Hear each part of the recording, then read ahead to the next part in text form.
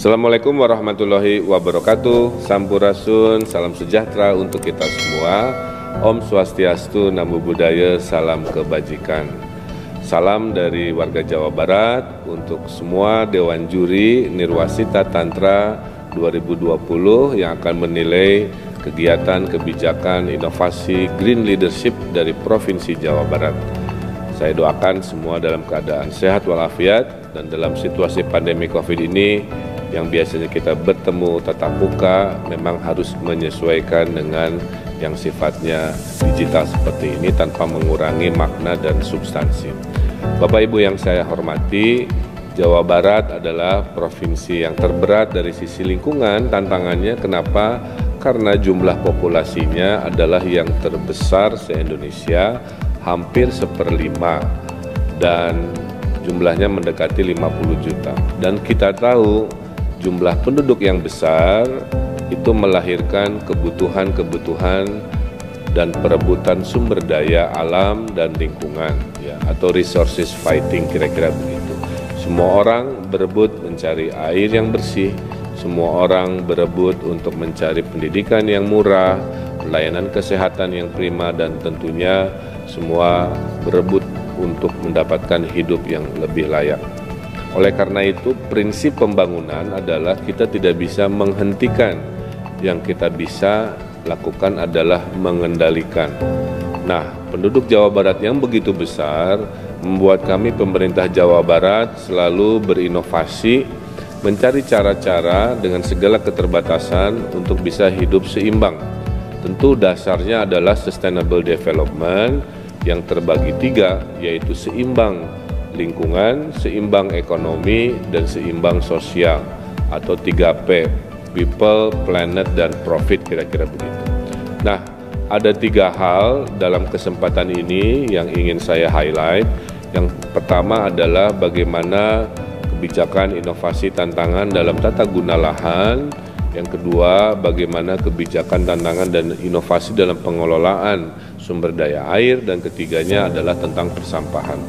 Nah, dari sisi tata guna lahan, tantangan mewadahi hampir 50 juta manusia ini mengakibatkan rasio yang tinggal adalah kurang lebih 1.390-an jiwa per hektar.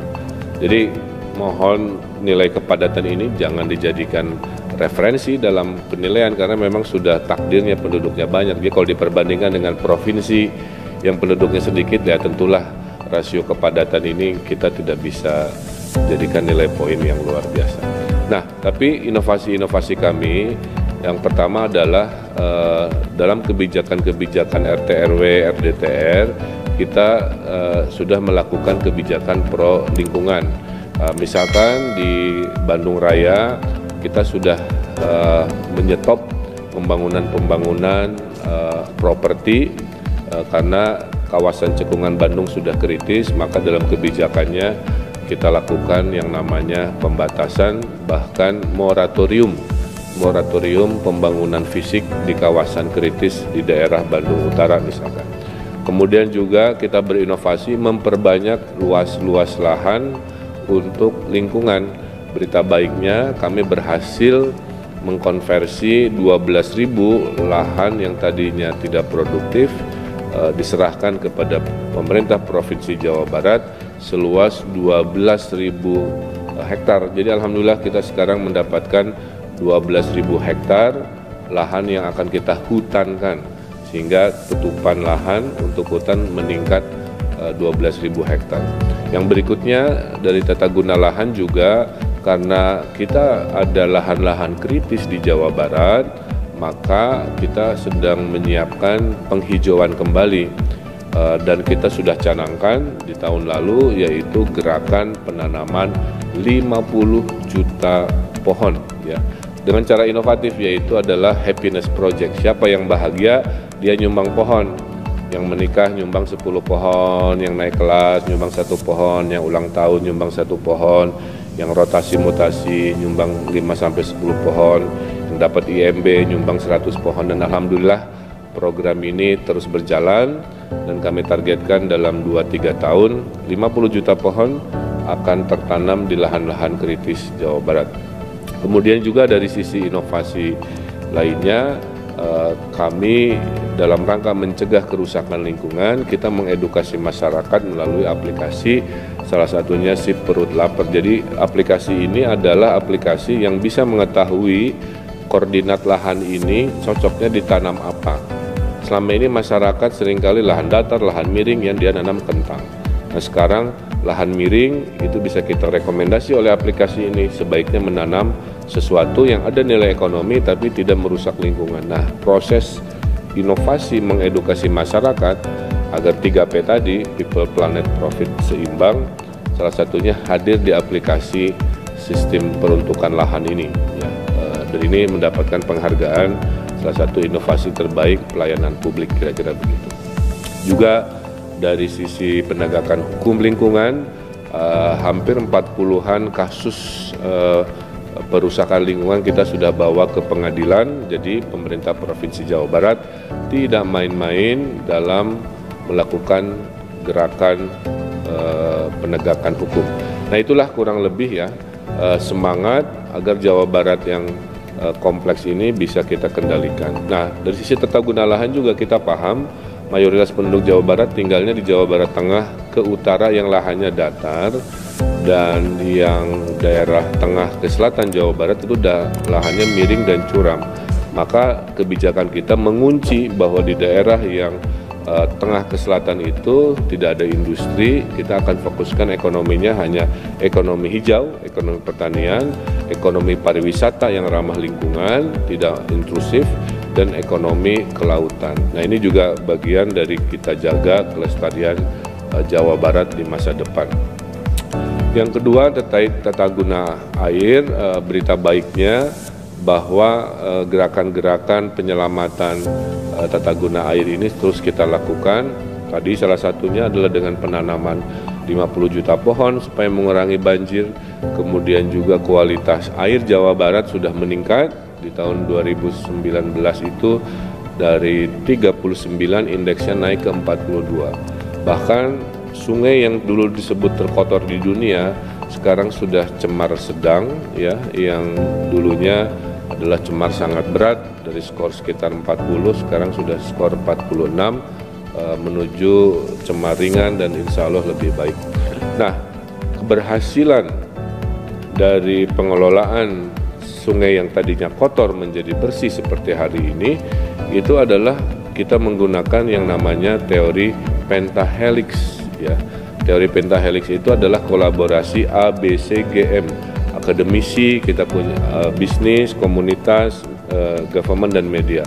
Akademisi kita punya Injabar, Institut Jawa Barat, dikepalai oleh Unpad, di mana seluruh masalah lingkungan kita carikan solusi oleh orang-orang yang pintar di dunia akademisi dalam satu pintu namanya Institut Jawa Barat. Kedua, KKN, kuliah kerja nyata para mahasiswa, kita ribuan arahkan ke arah lingkungan. Kemudian B, bisnis, ada dana-dana CSR, ya, seperti AstraZeneca yang menyumbang 5 juta pohon, misalkan sekaligus. Itu adalah bagian dari kolaborasi.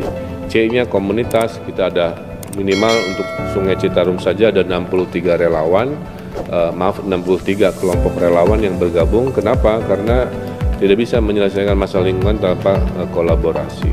ABCGMG-nya pemerintah, kami yang sangat terbuka terhadap masukan, kritikan, dan M-nya adalah media yang intens melalui media sosial, media TV, radio, cetak untuk mengedukasi dan melakukan penyampaian-penyampaian kepada masyarakat agar bisa melakukan perbaikan dan isu lingkungan.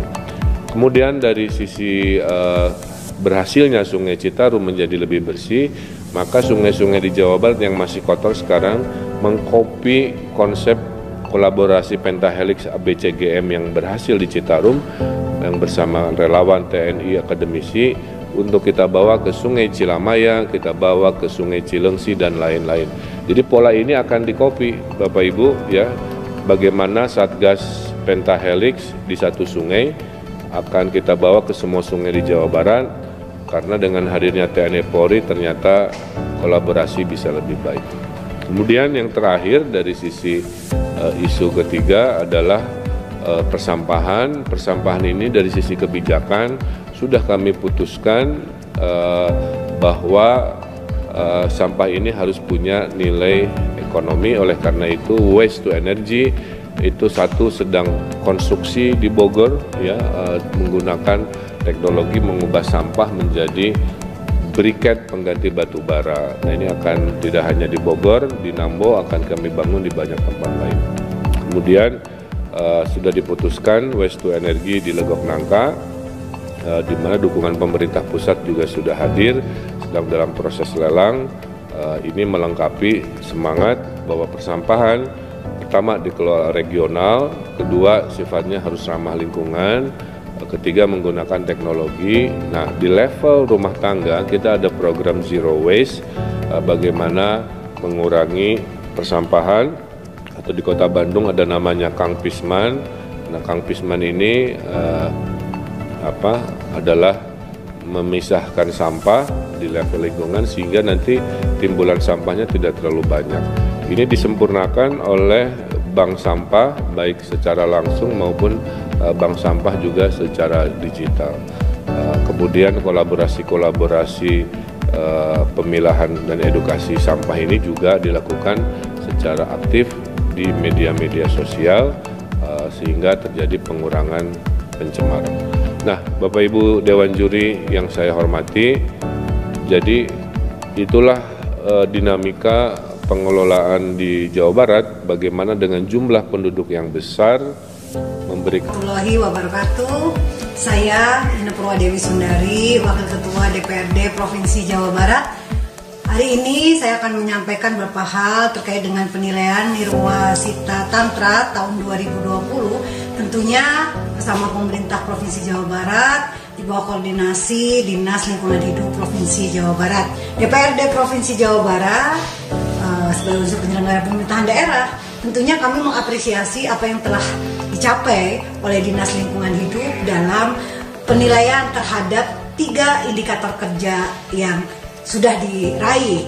Yang pertama, indeks kualitas air, di mana target 42,47 poin, realisasi yang diperoleh adalah 42,73 poin. Artinya indeks kualitas air di Jawa Barat sudah mencapai 100,61%. Apresiasi yang kedua terhadap indeks kualitas udara.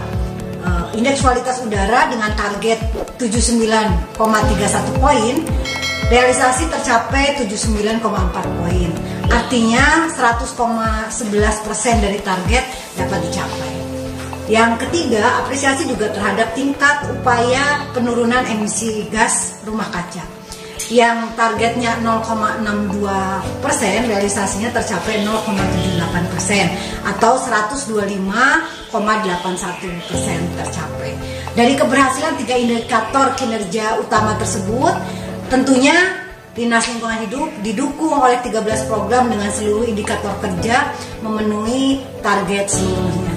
Kemudian keberhasilan performa kinerja Dinas Lingkungan Hidup didukung oleh komitmen penyedia anggaran yang memadai dan disusul dengan komitmen pelaksana anggaran, tentunya yang sudah diamanatkan dalam APBD Provinsi Jawa Barat. Pada tahun 2012 hanya pada 11,3 miliar, kemudian di tahun 2019 110 miliar. Ini menandakan komitmen Gubernur dan DPRD Provinsi Jawa Barat terhadap lingkungan hidup. Bagaimana menyelesaikan masalah lingkungan hidup dan bagaimana target-target dalam Dinas Lingkungan Hidup juga dapat tercapai. Kemudian kenaikan nilai anggaran juga ditunjukkan dengan performa realisasi anggaran. Dari tahun 2012 sampai dengan 2020, rata-rata realisasi anggaran yang dicapai dengan nilai 89%. Total anggaran APBD Provinsi dengan rasio anggaran Dinas Lingkungan Hidup dibandingkan dengan total APBD keseluruhan Provinsi Jawa Barat mengalami kenaikan cukup signifikan. Di awal hanya 0,3% di tahun 2012, ini masih sangat kecil, dan kami rasa juga selain dari APBD Provinsi, saat itu kami mengantongan dari dana dekonsentrasi pusat. Dan Saat ini tahun 2019 sudah mencapai 1,2%. Performa Dinas Lingkungan Hidup juga dibantu oleh pembiayaan dari dana dekonsentrasi. Performa realisasi dana dekonsentrasi juga menunjukkan performa yang baik, walaupun dulu sempat tidak tercapai, tapi saat ini pada tahun 2019 dari anggaran Dekon 2,2 miliar berhasil dilaksanakan dengan realisasi yang cukup baik 1,7 miliar. Ini menandakan keseriusan teman-teman dalam melakukan langkah-langkah strategis untuk menyelesaikan beberapa masalah lingkungan yang di Jawa Barat. Kami yakin Dinas Lingkungan Hidup Provinsi Jawa Barat dapat terus menunjukkan kinerja yang baik. Kami yakin kerjasama gotong royong yang dibangun juga bisa menjadi bekal utama bersama-sama rekan-rekan di Dinas Lingkungan Hidup menyelesaikan masalah-masalah yang ada di lingkungan hidup. Sekali lagi, terima kasih kerja keras yang sudah dibangun, dilakukan. DPRD Provinsi Jawa Barat senantiasa mensupport dan mendukung apa yang dilakukan Dinas Lingkungan Hidup, tentunya untuk lingkungan hidup yang ada di Jawa Barat lebih baik lagi ke depan. Terima kasih. Billahi taufiq wal hidayah. Wassalamualaikum warahmatullahi wabarakatuh.